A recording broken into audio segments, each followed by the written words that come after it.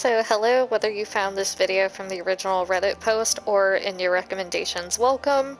Each section is meant to be its own thing, so there will be timestamps in the description of where to skip. And without further ado, here's the summary for the video. To make the conflict between dark versus primal magic more meaningful, we need to see more gray areas in dark magic, which should be shown through actions. I can't think of a better way to do that than by shifting the focus to Viren, Claudia, and Aaravos. The rest of the cast still gets meaningful screen time, example, Callum learning more primal magic. If Viren gets redeemed, no one should be obligated to forgive him, but he has to do right by his family first, before anything else, for a realistic redemption arc. Claudia will have to get worse before she gets better. She needs to separate from Viren and Aaravos to figure out what her goals are and see the world outside of just her family. Aaravos, when he escapes, should genuinely grow to care for Viren and Claudia, and for that to be a conflict itself due to whatever his plans are. If he does care, he needs to respect boundaries, period. Sorry, the whole switch targets to throw Viren aside to focus on Claudia doesn't sit right with me, including the fact he has no one else, and it'd be a waste for him to throw away the people who have anchored him to the present. So hello to those who have skipped. This section focuses on Viren. I'm of the mind not every villain needs a redemption arc or even deserves one. They especially don't need to be redeemed to justify likability, and negative character development is interesting too, and is just as realistic. Viren is that character for me, and I'm still interested in where his story goes from here. His actions kickstarted the plot, and there are many ways for him to go forward. There is no point in resurrecting this character if they do nothing with him. He's a polarizing character. I have mixed feelings on him, but does he deserve redemption? He has to do a lot to even justify one. Every character is capable so long as enough time is spent to commit to the idea of a believable redemption arc. Viren's redemption will not come from the elves or dragons, not that his actions against Xadia should be ignored, but they will not be what causes him to realize the error of his ways. It has to come from his family, but forgiveness should not be obligated.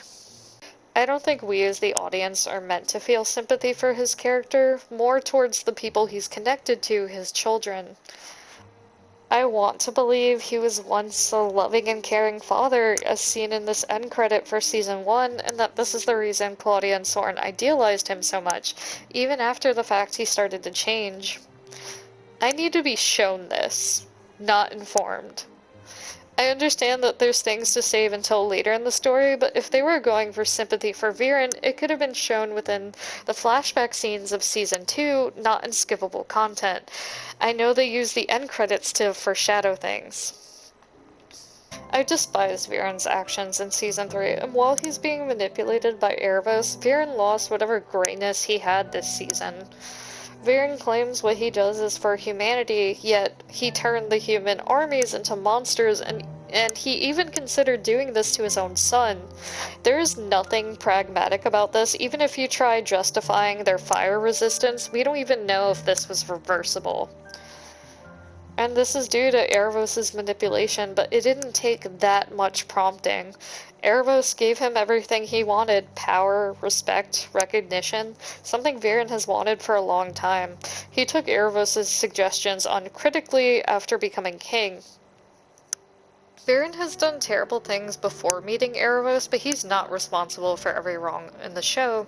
His misguided vengeance for Sarai was driven by emotion, not logic, is how this all began. We wouldn't have this story without Viren. There are too many unanswered questions and things only he can solve that should not be placed on his children to solve. I don't think he should be redeemed. If he's redeemed, death should not be that redemption, because what is the point in his resurrection if they go that route? It would take Claudia leaving Viren and Aaravos for him to realize whatever his goals were before this, that it was not worth losing his family's love, probably the only people who do still love him. Redemption arcs do not end when a character realizes their actions were wrong. It begins that way. and it's a continuous effort to correct them. But forgiveness should not be obligated for the acknowledgement of change, especially not so from the people they harmed. Too many times a villain gets redeemed at the expense of their victims' feelings, and that their victims are obligated to forgive them to complete their redemption arcs. I want the show to answer this. The Viren that Claudia and Soren idealized so much, did that person ever truly exist? Hello to those of you who have skipped. This section focuses on Claudia. I'm not alone in disliking her actions in Season 3, and as much as I didn't want her to go down this path she has, I felt she needed more screen time in this season to justify it. More conversations with Soren and them challenging their belief systems and not seeing eye to eye, for example. Claudia has constantly had to choose between the people she loves, between her family and her childhood friends. Never wanting to make that choice. Feeling personally responsible for her family's health and happiness instead of Viren doing that himself. Family may be what drives her, but it can't be the only thing. Love has been her motivator behind her actions. It was never about power. Claudia has a lot of potential, and it shouldn't only be to further Viren and Soren's character development. What about her? Even though I felt Aaravos' warning to Viren was unnecessary, since I never saw Viren being honest during the prison scene anyway, the implication of that was if Claudia did learn the truth, she would have turned away from Viren the same way Soren had. Claudia doesn't do this because she desperately wants to believe Viren isn't this person who's done these horrible things. She goes into denial when Soren reveals the truth of the secret mission to kill the princes, because she's placed Viren on a pedestal. Even her excuse in Hearts of Cinder of maybe he's just doing what needs to be done, not even she believed that. Claudia's clinging to the family she has. The abandonment of her mother is not a good excuse for what she's done in Season 3, and Viren took advantage of that fear. It only took Viren questioning Claudia's faith in Ezran for her to become silently resigned. Claudia isn't staying with Viren because she thinks he's right. She's staying because he made her believe she can't trust anyone else. She's in a vulnerable spot now without Soren. And Soren is going to have to deal with people openly celebrating his father's death and his sister's disappearance, but I'll save my thoughts for him on another video/post. Claudia and Soren need each other, and things are going to have to get worse for her before they get better. She's not going to accept her father has changed until this pedestal she's placed him on is broken. Possibly she'll even escape from him when she gets the chance.